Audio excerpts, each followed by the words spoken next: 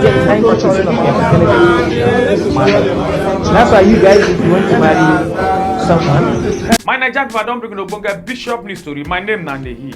And make a sharply yarn on a son to the website. It just happened.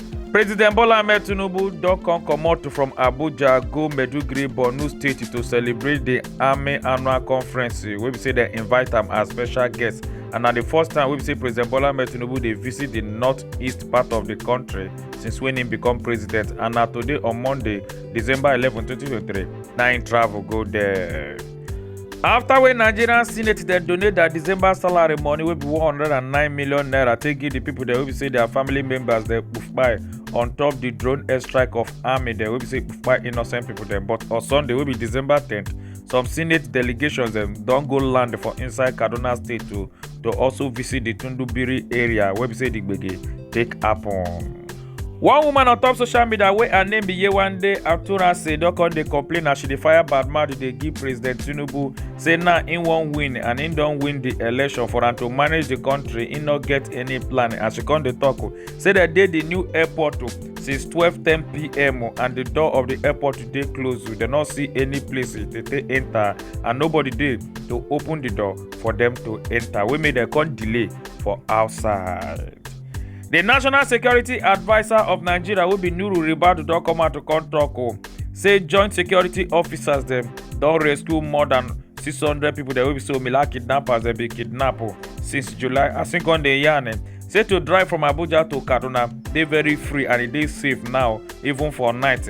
But Nigerians they come they tell them say making himself first of all drive past that road for night with no security before them go try follow that road. From July to now, we as a team got kidnapped victims close to 600 back homes. Today, you can drive to Kaduna even at night. Thank you, Armed Forces, for that. The Omonga NTA broadcaster who named Aisha Bello Mustafa don come by and she dey always dey read 9 p.m. news on top NTA during the 90s and she work under NTA for good 35 years. For on top this video, we say they see this Nigeria Calabar police officers them they harass one man. They say because the man not agree give them info, no made they check wetin dey inside. We made them come they beat the man, they slap him for road. Reports don come show say the price of condom don come high now for inside Nigeria as medical workers them don come dey fear say this kind thing now fit make people them they not go come dey use condom again no, and they go come dey knack people direct and this one go come increase sexual transmitted disease them and also HIV and also the increase of unwanted pregnancy go come dey very high now. The General Overseer of Redeemed Christian Church of God wey name be Pastor Adeboye Enoch don come dey talk say na on Sunday Ingo must poof payo and Ingo don chop better pounded yam before Ingo poof. As him come dey talk, they tell him church members them say everybody must not sick before they go poof by to go to heaven. One trailer wey carry 40-feet container don come go jam another commercial bus for inside Lagos State around that Igondo area on Monday, December 11, 2023, and na the Lagos State Traffic Management Authority will be last man. Now they post this information on top their X handle.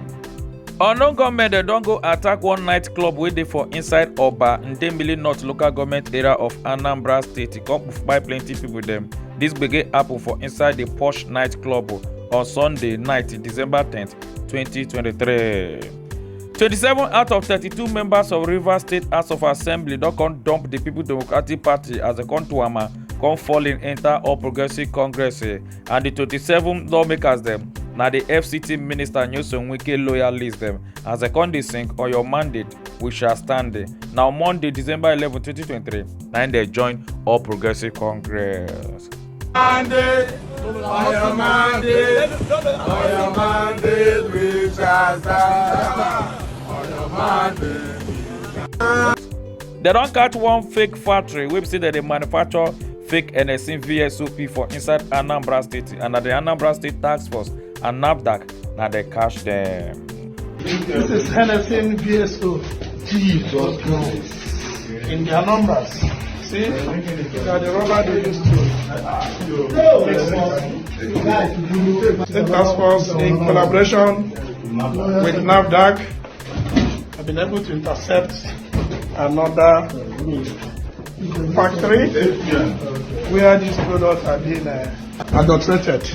Professor Adamu Ahmed don come yarn on top this video come dey advise young men dem wey never marry say dem wan marry make dem no marry for only beauty alone o, say make dem marry woman wey be say e get brain, say because their unborn children dem go must carry 90% of their mother intelligence. Say this one come show say na their mother dem go everly carry their brain, so make dem marry women dem wey be say dem get brain and not be only beauty. So that's why you guys, if you want to marry someone, make sure that you marry the one that has kwanya, the one that has brain, because your children will get 90% of their intelligence from their mother.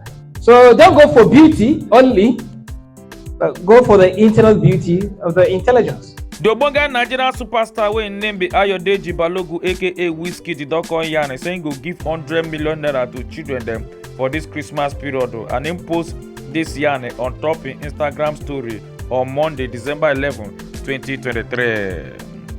Now be small gbege and kasala don happen as plenty people dey come run for their life after wey tornado scatter plenty houses dem for inside Canada, but we never really know if anybody put by or wunjure on top this gbege wey happen as at when we take dey yarn this story. It's right here. It's right above us. All right. House is okay. The roof is on. Yes, na Bishop News O'Clock. My name na Nehi. Make una enjoy your day.